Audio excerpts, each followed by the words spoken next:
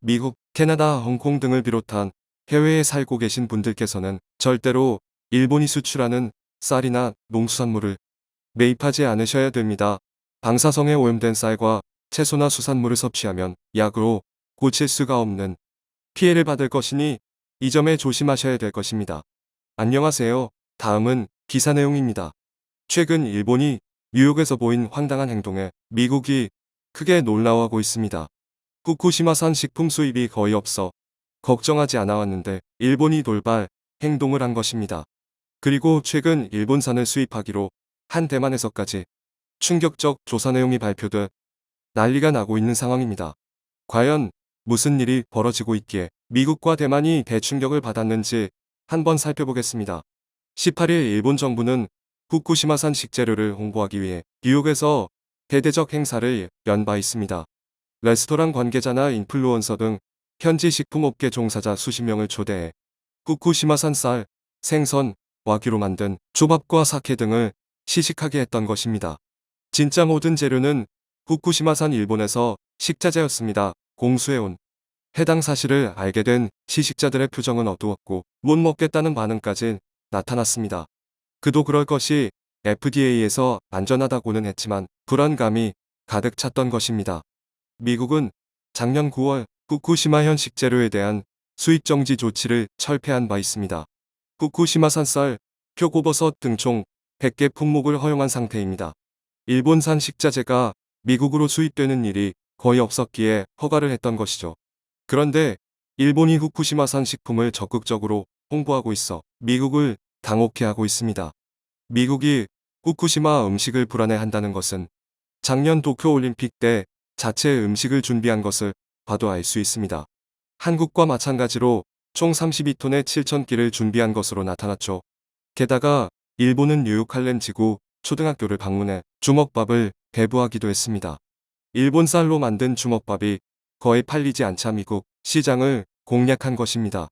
배포한 지역은 가난한 아이들이 많은 곳이라 허겁지겁 먹는 이들이 대다수였습니다. 방사능에 대한 개념조차 제대로 세워지지 않은 아이들을 타겟으로 한 것입니다. 일본은 주먹밥 도시락 200개를 나눠주고 홍보용 영상을 만든 것으로 나타났습니다. 향후에는 뉴욕 기업과 병원에도 총 1,500개씩을 배포한다고 밝히고 있습니다. 2025년까지 30억 엔 정도의 쌀을 미국으로 수출하겠다는 계획을 세운 상태입니다.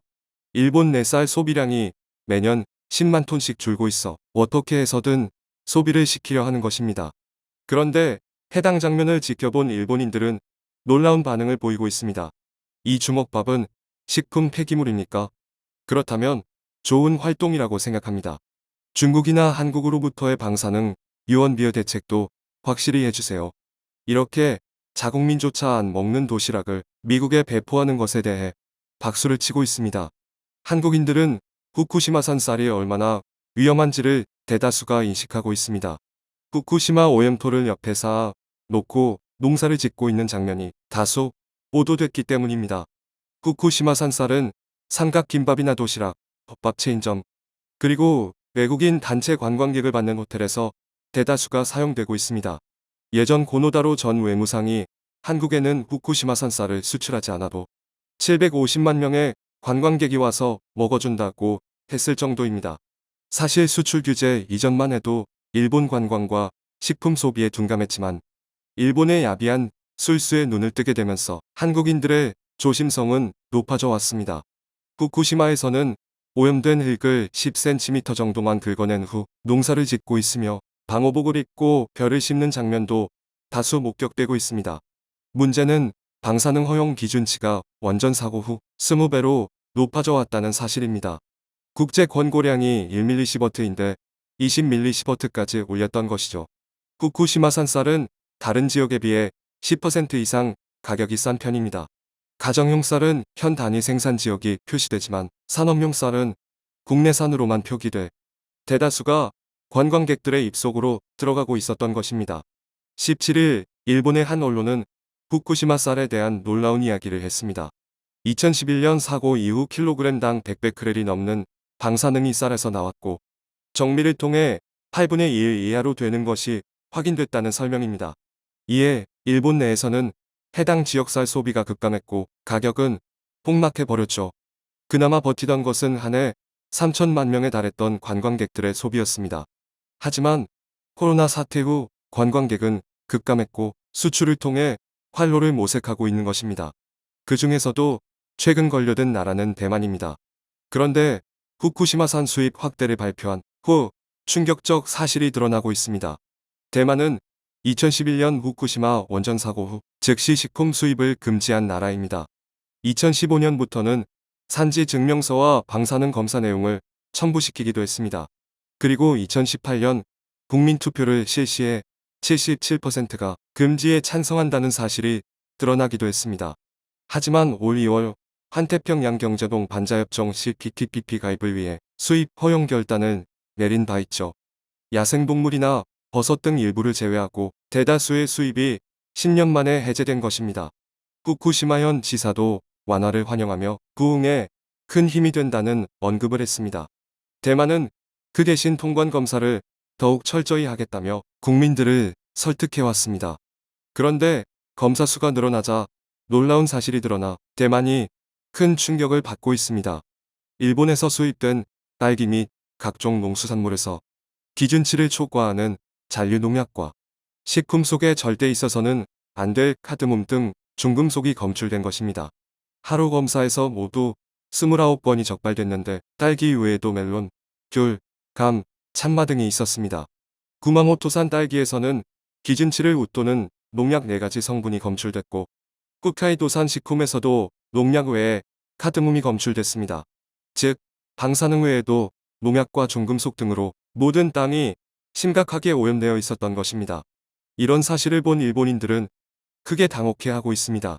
그들의 일부 반응을 보면 일본이 농약 천국이라는 사실은 의외로 알려지지 않았다. 이는 유럽과 미국에 비해 허술한 기준을 가지고 있는 후생성의 문제다.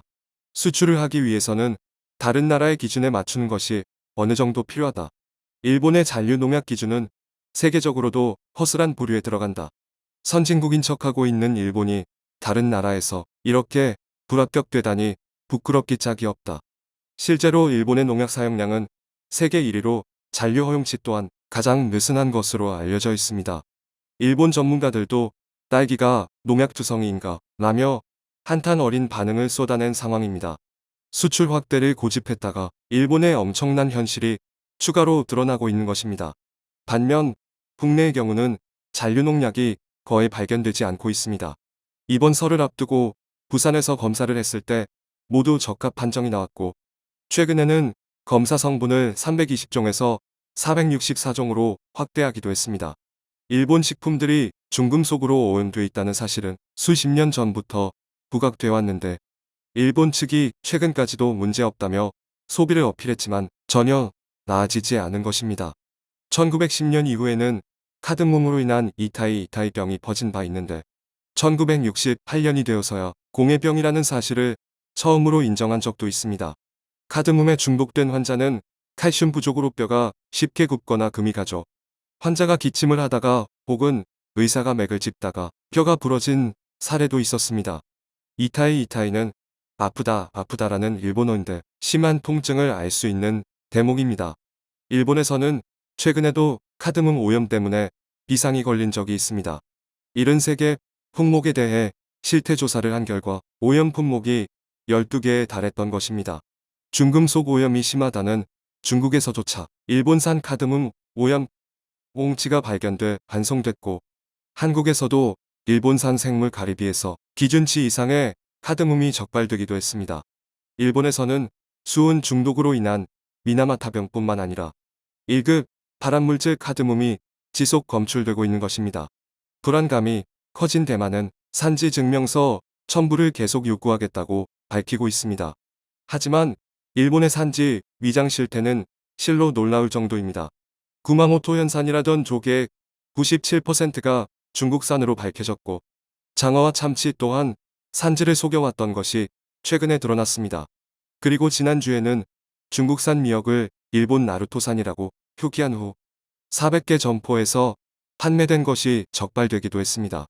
식탁에 오르는 대다수가 산지 위장이 됐다는 기사가 쏟아졌을 정도입니다. 이를 볼 때 후쿠시마산이라는 사실이 정확히 표기될 리가 없다는 분석입니다.